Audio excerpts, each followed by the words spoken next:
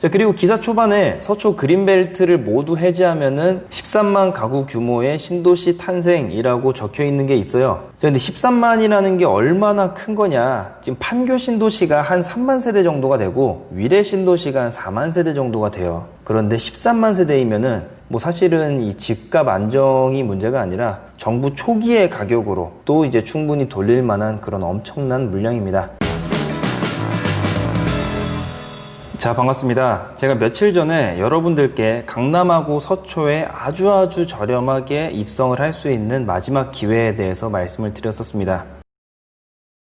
자, 반의 반값, 즉 이제 시세 대비 뭐 25%에서 한 30% 정도, 한 요 정도 가격으로 이제 강남 서초에 이제 들어갈 수 있다라고 말씀을 드렸었는데, 이거를 굳이 이제 계산을 해보자면은 이제 현재 세곡동이 33평형이 15억 정도가 되니까 한 3억 7,500만 원 정도쯤으로 강남 33평형을 갈 수가 있는 거네요. 자, 물론 이제 여기에는 여러 가지 제약사항이 따르기는 합니다. 그런데 어쨌든 10년 전에 이렇게 분양을 했던 게 지금 6배가 올랐으니까 뭐 그 수익률 대비 이제 리스크가 확실히 적은 거는 사실이죠. 자, 이 리스크에 대해서는 제가 나중에 한번 좀 시간을 내 가지고 말씀을 드리도록 하고, 오늘은 3억에서 4억대에 이제 강남 서초에 분양을 하는 그 아파트의 위치는 어디인지 거기에 대해서 말씀을 드리도록 하겠습니다. 자, 우선 제가 시작하기 전에 말씀을 드릴 부분은 제가 지금 이 말씀드리는 것들이 확정이 아니에요. 가능성이 높은 거고, 요건 이제 언제든지 변동은 되는 거기 때문에 일단 참고만 하시되, 요걸 이제 참고를 하게 되면은 나중에 어떤 그 정보가 확실한 정보가 됐을 때 남들보다 조금 더 빠르게 움직일 수가 있겠죠. 한 이제 그런 의미 정도로 생각하셔가지고 이 영상을 보시면은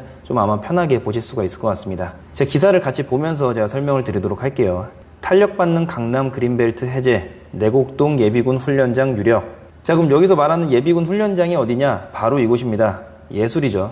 저도 이제 요 인근으로 이제 예비군 훈련장을 한번 가본 적이 있는데 진짜 접근성이 괜찮습니다. 자, 물론 여기 같은 경우에는 이제 핵심 입지는 아니지만 정말 아름다운 위치예요. 그래서 오히려 강남 보금자리인 뭐 세곡동이나 자곡동보다 강남 도심과의 접근성이 더 뛰어납니다. 판교와의 접근성은 조금 비슷비슷한 것 같고요. 자, 물론 강남 보금자리는 이제 수서역하고 가까운 엄청난 메리트를 지녔기 때문에, 그래서 뭐 단순 비교로 여기가 어디가 더 좋다 뭐 이런 식으로 판단하기에는 아직 뭐 교통계획이 세워진 것도 아니기 때문에 어떻게 뭐 비교를 할 수는 없겠으나, 뭐 그만큼 굉장히 좋은 그런 강남 보금자리 주택보다도 교통이 더 좋을 수도 있는 그런 곳이라는 거를 이제 말씀을 드리는 겁니다.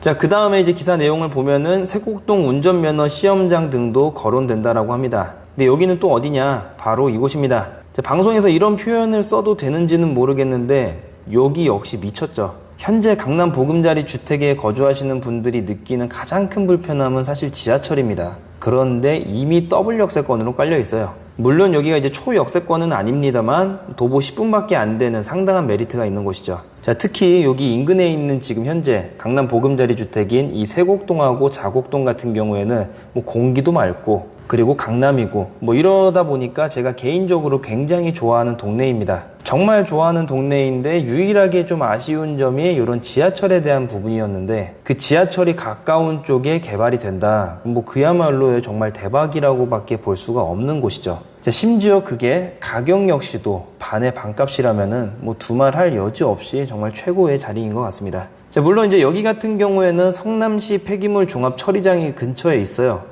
그래서 이제 제가 밤에 옆에 있는 외곽을 좀 많이 타고 다니긴 하는데, 요걸 이제 타고 다니면은 냄새가 좀 많이 나기는 해요. 그래서 여기 아파트가 이제 들어서면은 요게 냄새 범위에 이제 속하는지는 모르겠으나 폐기물 종합 처리장 위치가 바뀌지 않는다면은 아마 냄새를 좀 끌어안고 살아야 하는 불편함이 있을 수는 있죠. 그래서 그거는 나중에 이제 입지가 좀 확정이 된다. 그렇게 되면은 제가 본격적으로 이 신도시의 위치는 어떠한지 그런 거에 대한 이제 분석을 해보도록 하고, 뭐 벌써부터 이런 걸 얘기하는 거는 조금 시기상조인 것 같습니다.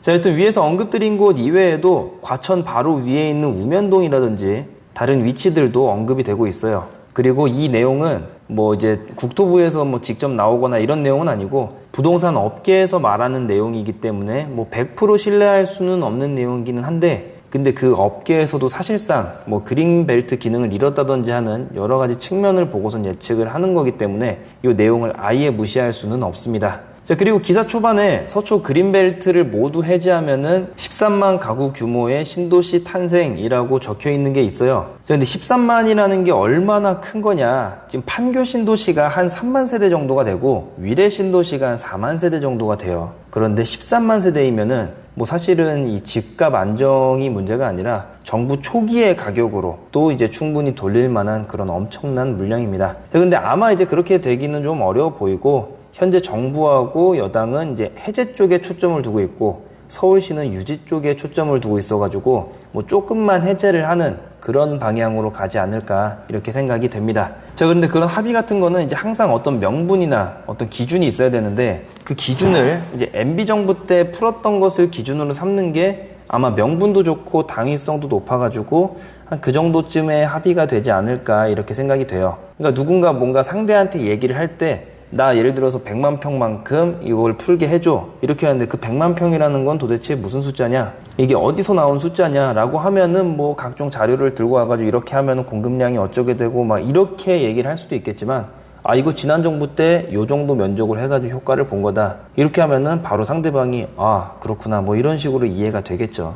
자, 하여튼 뭐 계속 이어서 말씀을 드리자면은 현재 이제 서울의 그린벨트 면적은 150제곱킬로미터고 그 중에서 이제 서초구의 그린벨트 지역은 24제곱킬로미터입니다. 이 면적이 진짜 어마어마한 그런 면적인데 이 중에서 지난번 정부하고 만약에 똑같이 풀린다라고 가정을 해보면은 강남 보금자리 주택 94만 제곱미터, 서초 보금자리 주택 36만 제곱미터 정도가 풀릴 거고 이를 이제 제곱킬로미터로 환산을 하게 되면은 1.3 제곱킬로미터니까 서초구 그린벨트 지역의 한 5% 정도 수준밖에 안 되는 거예요. 뭐 그러다 보니까 서울시도 그냥 무조건적인 반대를 하는 게 조금 애매할 수도 있습니다. 자, 그래서 만약에 한 요 정도쯤으로 이제 풀린다라고 하면은 세대수는 이제 많이 나오면은 한 1만 세대, 뭐 어쩌면 조금 더 나올 수도 있고요. 한 그 정도쯤이 이제 될 것 같고, 그래서 이제 제가 생각하기로는 이제 최저 면적을 봤을 때 서초 강남 보금자리 주택 정도만큼 될 것 같고, 한 최대 정도로 만약에 면적을 뽑는다라고 하면은 신도시 하나급 규모 정도로 풀릴 것 같습니다.